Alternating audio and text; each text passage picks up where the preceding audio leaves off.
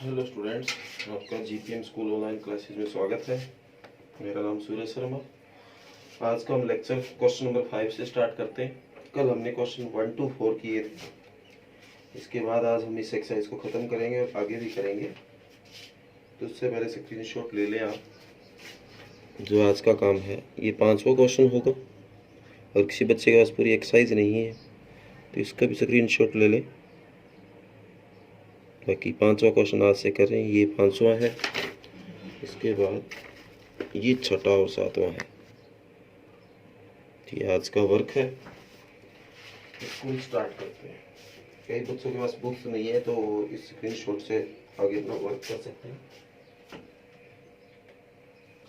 Question number 5 कहता है कि एक आयताकार बाग जिसकी जो लंबाई है चौड़ाई से 4 मीटर अधिक है और उसका जो अर्ध परिमाप है वो 36 मीटर है, तो बाग की विमाएं ज्ञात कीजिए। इसका मतलब है लंबाई और चौड़ाई ज्ञात कीजिए। तो इसने ये कहा है कि इस बाग की जो लंबाई है वो चौड़ाई से 4 ज्यादा है और उसका जो अर्ध परिमाप जो आधा परिमाप है वो 36 मीटर है। तो अब मान लेते हैं, माना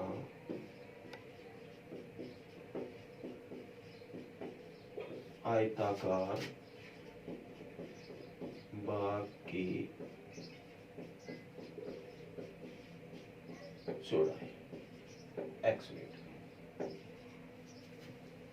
इसी तरह माना आयताकार बाग की लंबाई ये इससे 4 ज्यादा है, x + 4 मीटर। अब कहता है इसका जो अर्ध परिमाप है वो 36 मीटर है।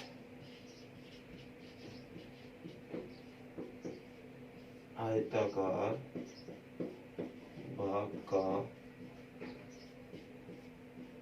अर्ध परिमाप बराबर 36 मीटर। तो आपको अर्ध परिमाप का फार्मूला अगर पता है तो ये सवाल हुआ पड़ा है। तो अर्ध परिमाप का जो फार्मूला होता है, जो परिमाप होता है,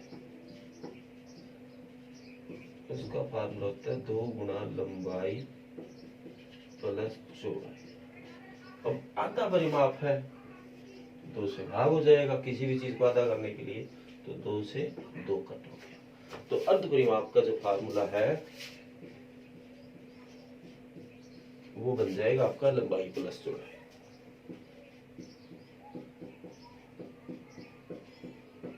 बराबर 36 मीटर। लंबाई आपने मान रखी है x + 4, चौड़ाई आपने मान रखी है x बराबर 36।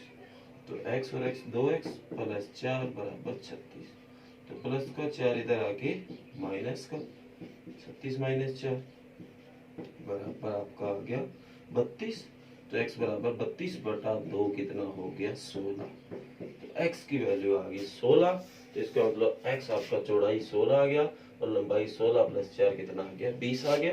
ये आपको नीचे यहाँ लिखना है। कई बच्चे सीधे लिख के यहाँ छोड़ देते हैं 16 और यहाँ 20, वो गलत तरीका है। तो अब यहाँ लिखोगे, माना को काट दोगे, आता है इस प्रकार। आयताकार बाग की चौड़ाई बराबर 16 मीटर और इसकी जो लंबाई है 16 + 4 बराबर 20 मीटर। ये बहुत इंपॉर्टेंट क्वेश्चन है। बहुत बार 2 नंबर में और कई बार 1 नंबर में भी बना है, तो इसलिए ध्यान से देखें। इसके बाद सवाल नंबर 6 कहता है एक रेखिक समीकरण 2x + 3y - 8 बराबर 0 दी गई है।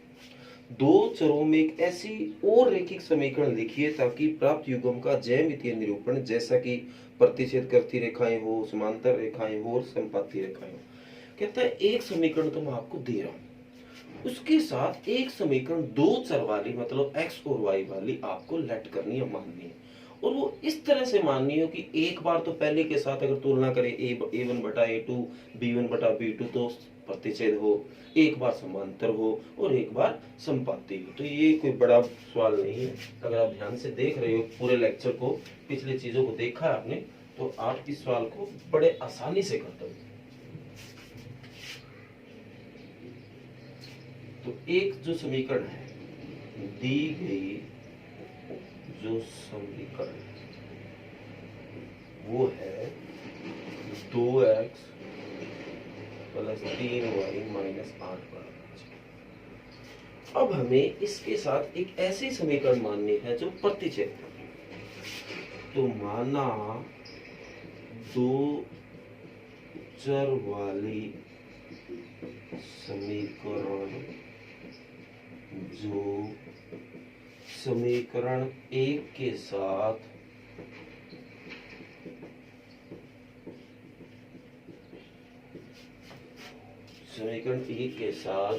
प्रतिच्छेद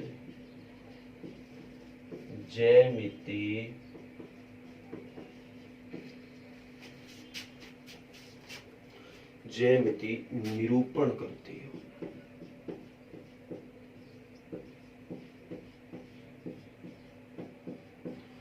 तो आपको पता है जो भी प्रतिच्छेद करती है उसमें a1 बटा a2, b1 बटा b2, c1 बटा c2 बराबर नहीं होते। जो जी करे वो मान लो, ऐसी मानो कि a1 बटा a2 जैसे जो आएगा वो इसके बराबर नहीं होना चाहिए। ऐसे for example 3x plus 5y plus 15 बराबर 0, ये आपने मान लिया। तो अब क्या होगा, आप a1 बटा a2 निकालो, तो इधर है 2, इधर है 3। इसी तरह b1 बटा b2 निकालो 3 बटा 5, और c1 बटा c2 निकालो -8 बटा 15। क्या आपको लग रहा है कि ये बराबर है? ये तो बिल्कुल बराबर नहीं है। तो a1 by a2 is not equal to b1 by b2 is also not equal to c1 by c2। तो हम कह सकते हैं ये जो आप इस पहले समीकरण के साथ ज्यामितीय निरूपण कर रही है। तो ये हमारा फर्स्ट पार्ट है इसका। सेकंड पार्ट करता है कि समांतर। तो समांतर में भी आपको पता है क्या होता है, समांतर में a1 बटा a2 और b1 बटा b2 बराबर होते हैं। तो देखिए भाई, अब दो बराबर करने हैं तो ऐसे अपन चाल चले ताकि अपने आप दो बराबर आ जाए। फॉर एग्जांपल इनके डबल ले लो, क्योंकि 2x का डबल हो गया 4x और इसका हो गया 6y। तो ये बटा ये रखेंगे 1 बटा 2 आना है, ये बटा ये 1 बटा 2 आना है, तो अपने आप सेम आ गया। अब ये अलग आना चाहिए, तो इसकी जगह 15 ले लो। वही करके देखो, 2 बटा 4 1 बटा 2 कट के 3 बटा 6 1 बटा 2 और -8 बटा 15। तो आप देख सकते हो a1 बटा a2 बराबर है b1 बटा b2 बराबर नहीं है c1 बटा c2। तो ये आपका समांतर हो रहा है। तो ये आपका सेकंड पार्ट है जो कि आपको अपने आप करना है। तीसरा संपाती हो तो आपको बताइए वो इसके डबल कर दो या -16 हो जाएगा, फिर तीनों बराबर आ जाएंगे। तो इस तरह से थर्ड इसका पार्ट हो जाएगा। सातवां सवाल इजी क्वेश्चन है, ध्यान से देखो। कहते हैं समीकरण x माइनस वाई प्लस 1 बराबर 0 और 3x प्लस 2y माइनस 12 बराबर 0 का ग्राफ खींचिए। आपको दो समीकरण दे रखी है और आपको उनका ग्राफ खींचना है। बाद में कहता है x अक्ष और इन रेखाओं से बने त्रिभुजों के शीर्ष के निर्देशांक ज्ञात कीजिए। अब क्या है, x अक्ष और एक त्रिभुज बन रही होगी इन रेखाओं से, मतलब एक तो दो ये रेखाएं खुद हो जाएगी जो आपको दे रखी है, जो दो समीकरण दे रही है, एक रेखिक समीकरण है, तो एक ये हो जाएगी, एक दूसरी हो जाएगी, एक तीसरी कोई एक्स एक्स होगी, इनसे एक त्रिभुज बन रहा होगा। तो इसके आपको निर्देशांक ज्ञात करने हैं। तो और त्रिभुज आकार पटल को छायांकित कीजिए और एक त्रिभुज आकार जो आकृति बन रही है उसको छायांकित कीजिए। ये आपको अपने आप करना है क्योंकि ग्राफ बनाने के बहुत सवाल आप कर चुके हैं। मैं आपको हिंट दे देता हूँ। ये एक लाइन तो आपकी ऐसे जाएगी, एक आपकी ऐसे जाएगी। तो देखो एक तो ये लाइन, एक ये एक एक्स एक्स रहा, क्या इनसे कोई त्रिभुज बन रहा है आपका? तो ये त्रिभुज बन रहा है ना, इसको आपको छायांकित कर देना है और छायांकित करके इसके निर्देशांक ज्ञात करने, एक ये और एक ये। तो ये इसने पूछा है। तो ये सातवां सवाल है वो आपको अपने आप करना है। इसके बाद नेक्स्ट जो एक्सरसाइज है 3.3, उसके आज पहला एक सवाल करने का मन है, जिसका स्क्रीनशॉट ले लें आप।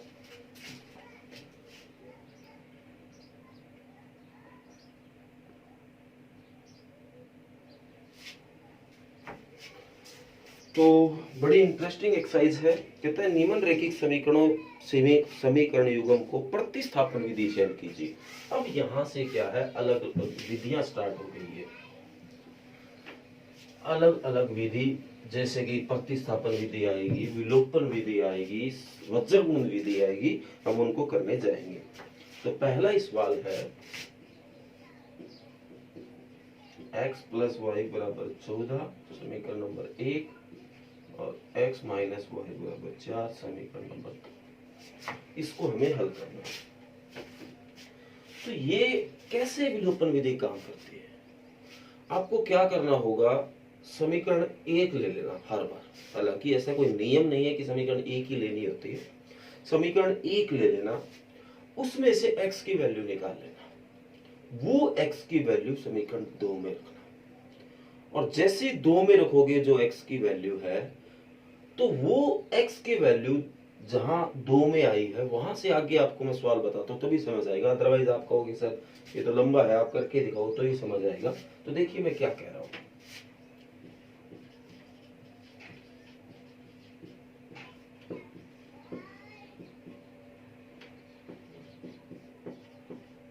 समीकरण 1 लेने में x प्लस वाई बराबर 14, यहां से x की वैल्यू निकाल लो, 14 माइनस वाई। ये x की वैल्यू निकालनी है तो y को इधर भेजना पड़ेगा। इसका नाम समीकरण नंबर 3 देते हैं। अब ये x की वैल्यू समीकरण 1 से निकली है तो आपको उल्टा 2 में रखनी है। अगर आप 2 लेते हो तो 1 में रखनी है, उल्टा रखना है। अगर आप 1 से लेके 1 में रख दोगे तो गलत हो जाएगा। आपने 1 से किया है तो आप 2 में रखोगे। तो x का मान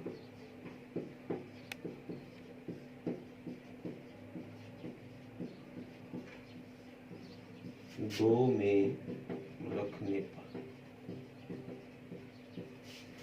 2 में रखो तो x है 14 माइनस वाई, आगे है माइनस वाई बराबर 4। तो प्लस का 14 इधर आके किसका हो जाएगा, माइनस का। तो माइनस वाई और minus y minus 2y, 4 minus 14। तो माइनस 2y बराबर 4 में 14 गया माइनस 10, माइनस से माइनस कट, तो y बराबर 10/2 कट के 5 आ गया। ये आपका y का मान रखिए। ये y का मान आपसे समीकरण 1 में रख दो, 2 में रख दो, 3 में रख दो, कोई दिक्कत नहीं। सबसे 3 आसान होगी। तो y का मान समीकरण 3 में रखने पर, तो y 5 है, ये 3 रहे, तो x बराबर 14 माइनस वाई की जगह 5, तो x बराबर 14 में से 5 गया 9। तो ये आपका इसका फर्स्ट पार्ट हो गया पहले से का। तो एक बार देखो, हो सकता है समझ भी ना आएगा, पर बार बार इस तरह के सवाल करोगे तो आपको समझ आने लग जाएंगे। दोबारा से देखो, आज मैंने ये क्या बताया आपको, 2 समीकरण आपको दे रखी है। आपने समीकरण 1 सेलेक्ट की, उसमें से x का मान निकाला, वो दूसरी में रख दिया। जैसे दूसरी में रखोगे आपकी y की वैल्यू आ जाए। वो y की वैल्यू आपसे समीकरण 1 में रखो, 2 में रखो, 3 में रखो, आपको जहां ठीक लगता है वहां रखो। तो ये आपका फर्स्ट पार्ट है। इसके बाद एक समूह देखो,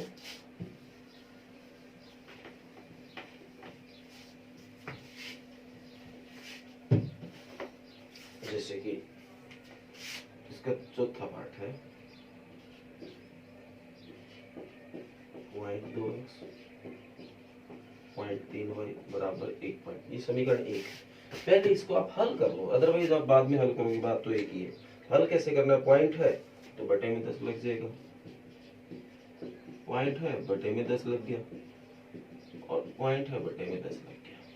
तो 10 10 एलसीएम आ रहा है, सीधा ही कर दो, सीधा एलसीएम आए। तो ये 10 को 10 से भाग करेंगे 1, तो 2x ही आना है, 3y आना है बराबर 13/10। तो बटे वाला 10 इतना के इसके गुणा में आएगा, 10 से 10। तो क्या समीकरण बनी, 2x प्लस 3y बराबर 13 समीकरण नंबर 1। इसी तरह दूसरी जो समीकरण है 0.4x 0.5y बराबर 2.3। वही काम यहाँ करना है, इसको सोल्व करोगे तो देखो यहाँ 0.2x था वो 2x बना, 0.3y 3y बना, 1.3 13 बन गया। तो ये क्या बन जाएगा,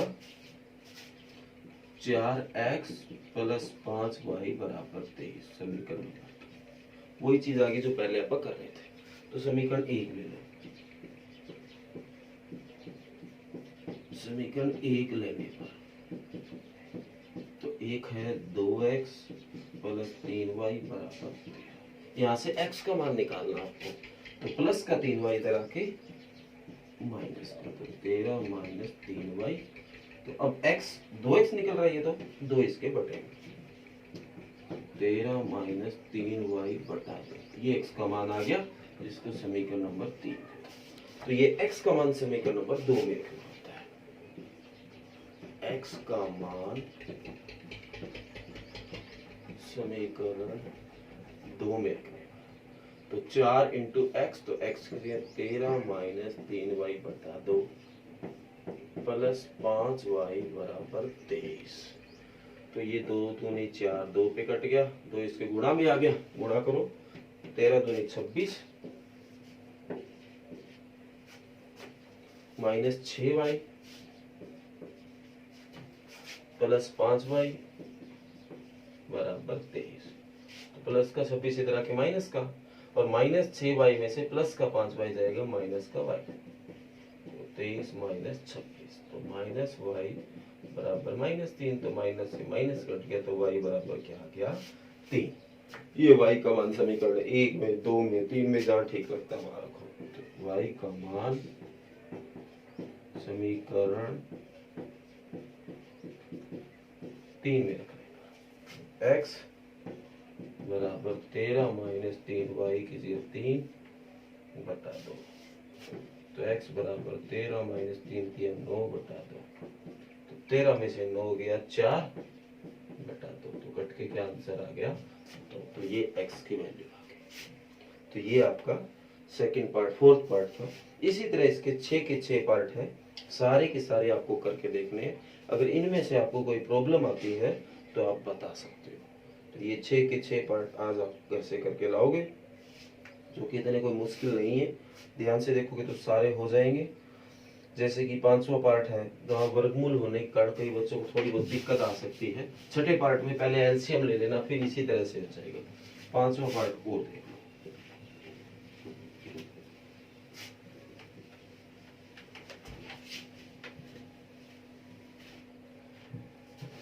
वर्गमूल 2x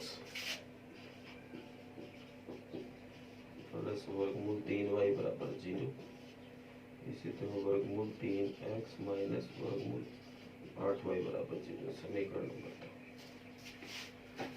काम अब भी वैसा ही है, थोड़ा वर्गमूल आने के कारण आपको दिक्कत लग रही होगी, काम वैसे ही करना है। समीकरण 1 लेने पर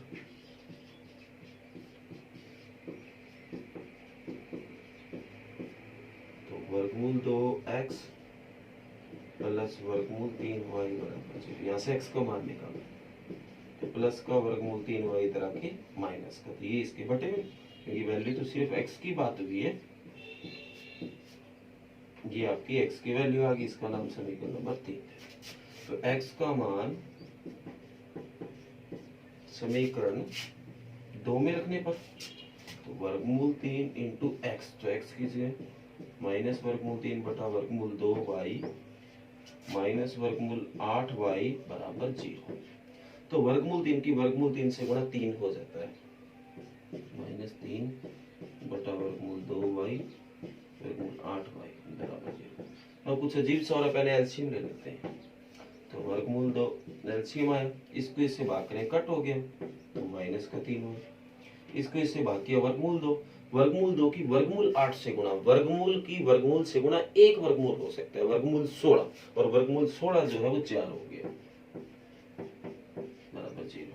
तो माइनस 3y और 4y माइनस का 7y बटा वर्गमूल 2 बराबर 0।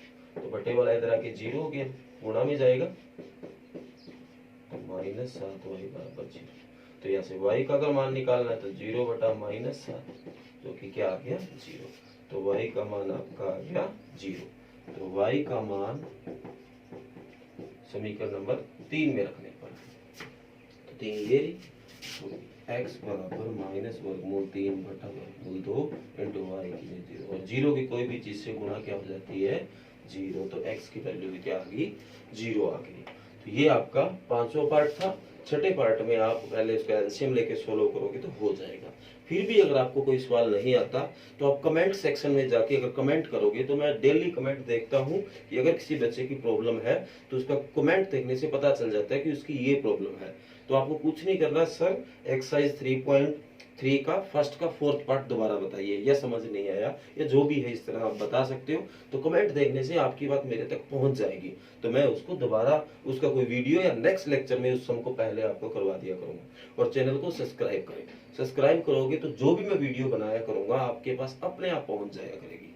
तो ये आपको आज जो वर्क करना है वो 3.3 के फर्स्ट सम के 6 पार्ट है, यहाँ तक करना है, और पिछले एक्सरसाइज की 3 सम, 5वां, 6वां, 7वां। तो आज का ये वर्क है। Thank you.